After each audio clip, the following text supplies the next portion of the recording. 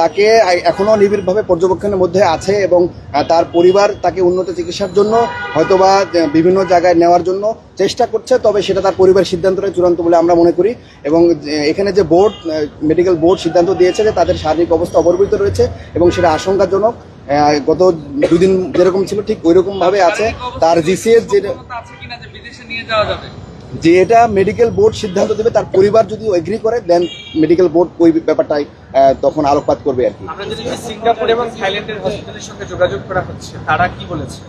জি, তার সিঙ্গাপুর এবং থাইল্যান্ডের যে হসপিটালগুলোতে তাকে কেস সামারি তার পরিবার পাঠিয়েছে এবং ওই হসপিটালের সাথে হয়তো কথা বলে হসপিটাল অ্যাকসেপ্ট করতে পারে, তার পরিবার সিদ্ধান্ত নেবে তখন যে আসলে কোন হসপিটালে তাকে নেওয়া যেতে পারে। তবে এটা তার পরিবারের সিদ্ধান্তটা চূড়ান্ত বলে আমরা মনে করি।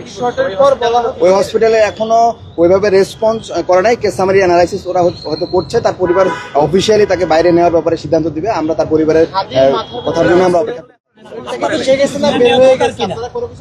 জি, হাদি ভাইয়ের বুলেটটা রাইট সাইড দিয়ে ঢুকে গিয়ে বাম সাইড দিয়ে বের হয়ে গেছে, টেম্পোরাল রিজন দিয়ে ফ্রেগমেন্ট। আমরা একটা কাভার শেল সেটা পেয়েছি অপারেশনের সময় এবং একটা অংশ তার ব্রেন স্টেমের মধ্যে রয়ে গিয়েছে এবং সেটা খুব বেশি ফ্রেগমেন্ট হয়ে একটা অংশ বাইরে গিয়েছে এবং একটা অংশ ব্রেন স্টেমে রয়ে গেছে এবং একটা শেল বুলেটের কাভার আমরা অপারেশনের সময় বের করতে পেরেছি। তার কনজারভেটিভ ম্যানেজমেন্ট চলছে, তার ব্রেনে যে ইডেমা আছে, চাপ আছে, সেগুলোর জন্য মেডিকেল যে ম্যানেজমেন্ট পসিবল, এটা যে কোনো বিশ্বের সাথে ওয়ার্ল্ড ক্লাস স্ট্যান্ডার্ড তার চিকিৎসাটাই চলছে। তো সেটা কনজারভেটিভ ম্যানেজমেন্টে চলছে এবং ফার্দার কোনো সার্জারি লাগবে না বলে আমরা মনে করি। তারপরে যদি বোর্ড মনে করে যে না নেক্সট কোনো প্রসিডিউরে যেতে হবে, তাহলে সেই বোর্ডের সিদ্ধান্ত অনুসারে সেই প্রসিডিউরে যাওয়া পসিবল।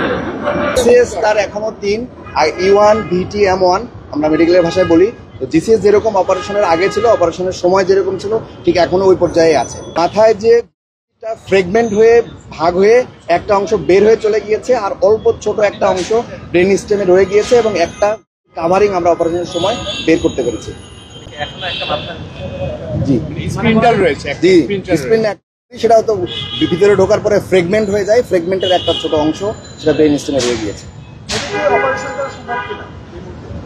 আসলে আমরা রিস্ক বেনিফিট চিন্তা করি, যে জায়গায় আছে সেটা খুবই ডিপ সিটেড এবং ওইখানে একদম ব্রেনের যে রক্তনালীগুলো আছে, ঠিক রক্তনালীর সামনে অনেকগুলো রক্তনালী সেখানে একসাথে সার্কেল অফ উইলিস বলি আমরা, সেখানে আটকায় আছে।